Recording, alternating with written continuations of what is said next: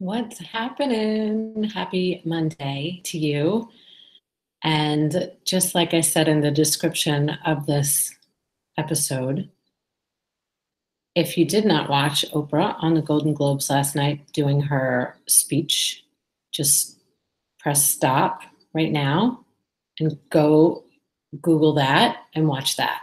Because I promise you, it'll be way more inspiring than this. But, as I think briefly every day before I do this vlog about what I want to talk about, I I want to stay true to even the statement that I put in the description to speak your truth and time's up, right? The timing of all of what's happening right now for women especially is really pretty amazing. And hello to my one viewer. I I'm amazed that that speech last night, well, I'm not amazed that it took on a life of its own. And of course, people wanting her to run for president in 2020. I haven't jumped on that bandwagon yet. Not to say that I wouldn't vote for her, because I totally would. But it made me start reflecting about my life with regards to growing up watching Oprah Winfrey. So when I was in grammar school, I can remember coming home from St. Raymond's and watching General Hospital, the soap opera, with my mom. And then we would watch Oprah together. And we never missed it. It was just something that you did.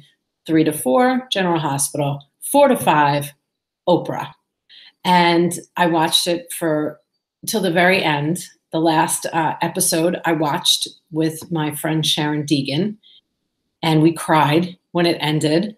When I went to Chicago, I asked my aunt, my husband's aunt, my aunt, and Uncle Mike, who has since passed, unfortunately, to take us to the Oprah building where all of her broadcasts were, everything happened there. They even had a store, so that I got to be there before they tore the building down, took a picture, and I've been looking for it all over. I will find it. I just didn't have time to find it today. So, just like special. And anybody that has ever said an unkind word about Oprah, and there's been many, and it's been mostly men, and one stands out in particular in my mind, a doctor that I've worked with in the past. You really shouldn't say anything about anybody unless you really understand who they are and where they've been and what they've gone through and where they're going, right? So that's just ignorance to me. But, when I was watching the speech this morning, it was the first thing that I wanted to do when I got up, was to watch it, because I missed the Golden Globes last night, because I got the great honor of seeing Erin Brockovich, who was amazing, speak about being a super powerful woman and all that she did and is doing for us women and men as well, because it affects the water we drink. But anyway, I digress. Right before the holidays this year, I had a meeting with somebody that I was doing business with, and he proceeded to tell me that I was difficult.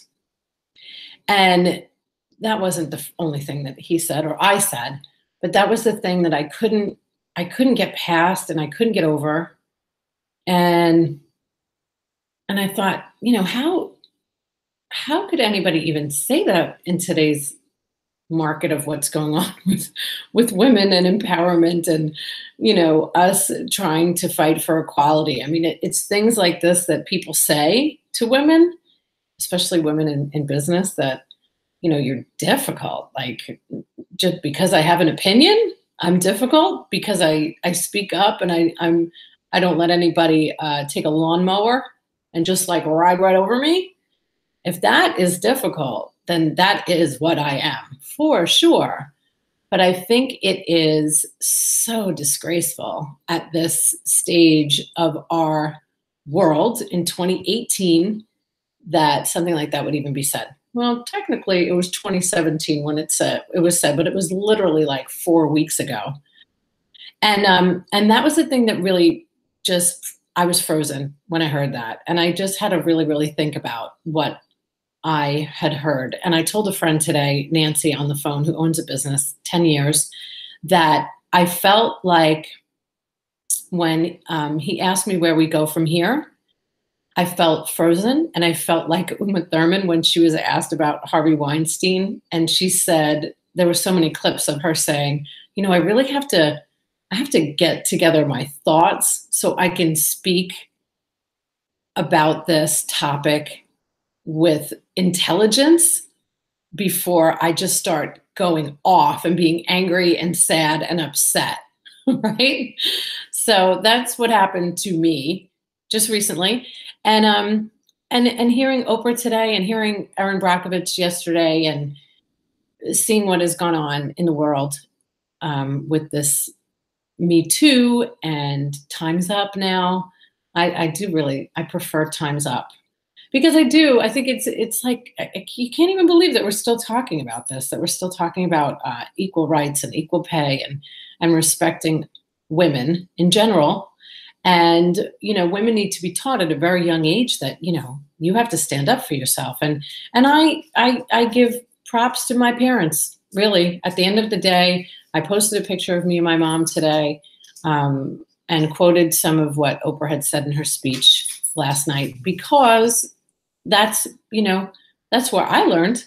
I learned in my house that, you know, don't just take anything laying down. You speak up for yourself. And, but your parents are supposed to go to bat for you like that, right? Because when we are very young, we really can't communicate what we need to say. And if you don't have that growing up, that just parlays into adulthood. And, you know, I can see how it happens. And I have empathy for women that don't stand up necessarily for themselves. But I have not experienced not standing up for myself in many, many, many, many, many, many, many years. And I did share that I remember an old boss of mine yelling at me in my 20s in New York City. And I just turned around to him and I said, well, my father doesn't speak to me like that. Surely you don't think I'm going to allow you to speak to me like that. And from there, it just continued. Never had a problem standing up for myself or being the only woman at the table, in business, in life, and even in relationships and personal relationships, being able to speak my truth. Because I think that when, you know, you are a strong woman who is difficult, you get a lot of pushback sometimes, you know, but it doesn't affect me quite like it used to. But throughout this time period where all of these changes are taking place, I'm very happy. I'm very happy. I'm very proud. I love Oprah. I always have. I listen to her podcast, Super Soul Sunday podcast. And I was very sad when it ended because it was a big piece of my upbringing. And to see a woman on television, a Black woman on television that just had everybody's attention, especially women, it was fantastic. So kudos to you, to Oprah Winfrey, and to all women who stand up and speak their truth. Speak your truth. It's what we have to do, right? All right. Good night, everybody. And I look forward to seeing you tomorrow. And I didn't PS for my two friends that we had that little chat today. Don't think I forgot about that email that was sent to me today. Maybe I'll talk about that one tomorrow. Edit your work, right? Before you send it. Ciao.